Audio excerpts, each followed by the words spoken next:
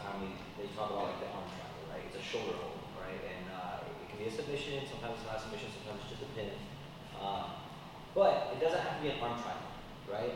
It's just this shoulder hold, like it's this position where I'm pulling the shoulder into the neck and pressing the neck into the shoulder. It's this collapsed control, okay? So think about that as we move forward. It's this collapsed control with the head, with the neck and the shoulder, bringing it all together, okay? So the most basic level of this technique is just gonna look like shoulder pressure, okay? But it's not, it's so much more than just shoulder pressure, okay? We're going to do the most basic form of it and then progress through a system based on this. So the reason that I gravitated towards this so much in the beginning is because when I would roll with people, I would pass their guard and they would just do this. And they wouldn't try to get out of side control. It literally rolls in the gym, guys do this, and they look at the clock. And the guys in Decatur specifically are like so onto this. Like it almost feels like when I roll with some of those guys that they would, as long as they can do this and not get tapped in a roll, like that's the jiu-jitsu, you know what I'm saying? And like that's something they focus on. And that's okay, that's cool, that's what you want to be. I'm not judging, everyone has their own path. But it was just frustrating for me as the offensive player because they were essentially shutting down my offense. I couldn't attack from a position where I'm supposed to be like just pouring offense on. And so this, and it didn't seem right to me. I passed your guard, and all you have to do is this, and the game doesn't work anymore. It's ridiculous. So what this does is this makes them have to move or tap. It really makes jiu-jitsu like human chess because I'm passing the guard. That was my time. Now you have a limited amount of time to make it. Okay, it puts them on their time, which is beautiful to me because I just like, you know what I mean? It just seems like wrong. Like they would move offense from there. And I'm not into this like crude. Like I'm not into this like shoving their hand to the mat and stuff like that. It just doesn't work for me, man. I'm not that strong. You know? So when we're in the side control, right? However you like to play your side control, that's fine. I like to play with my hip down and my knee up high, which you guys can play. It doesn't matter how you play. And I'm playing off the cross face. We do need the cross face to get to the kata. Okay? I'm gonna reach deep and I'm gonna put my two middle fingers right into his armpit. Right? And once I get my fingers into his armpit, notice, guys, that my elbow is open. Okay? This is a big deal because to reach for his armpit, I do have to open my elbow. Right? But once I get my fingers in the armpit and my elbow is open here, I'm going to stand in and I'm going to close my elbow towards my hip just until it lines up. I don't want to go too far and I don't want to leave it too open. I'm just going to go about right there. You guys see how I bring it to my hip? And that's not that hard for me. That's a strong movement for my body. Okay? And the next thing I'm going to do is I'm going to start to bring my shoulder into a position where I can start to manipulate his neck. I don't want to manipulate his face. Okay? I'm not judging those of you that like to make shoulder pressure on the face. That's cool. Do you? You know what I mean? But I'm trying to get that nice like neck control. So I've got the shoulder and I've got the neck, right?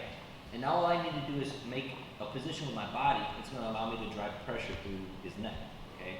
So it's almost like I'm bringing my shoulder down into his chest instead of aiming for his neck. Because a lot of times if you just aim for the neck, you go like this.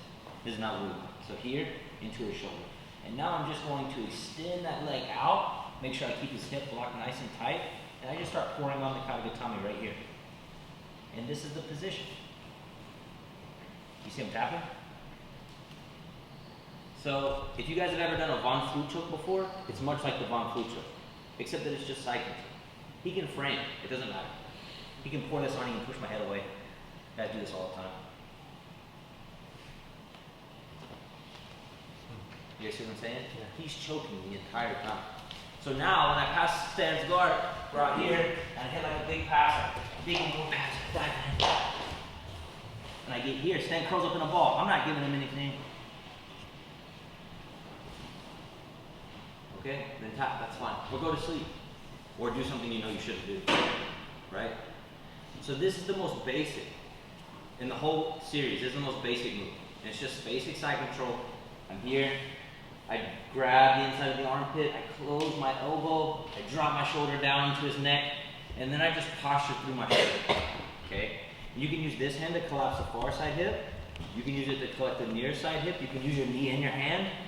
It doesn't matter. I just don't want my knee on this leg on the ground. I want it up, and I want that hip dropped. And it doubles as a way to crush that frame that's on your hip. Guys are really good at that. They get that hip frame, and they're kind of pushing you back, and you're like, dang, I can't do anything. When people do this to me, it's like just an invitation. I just block right on top of it.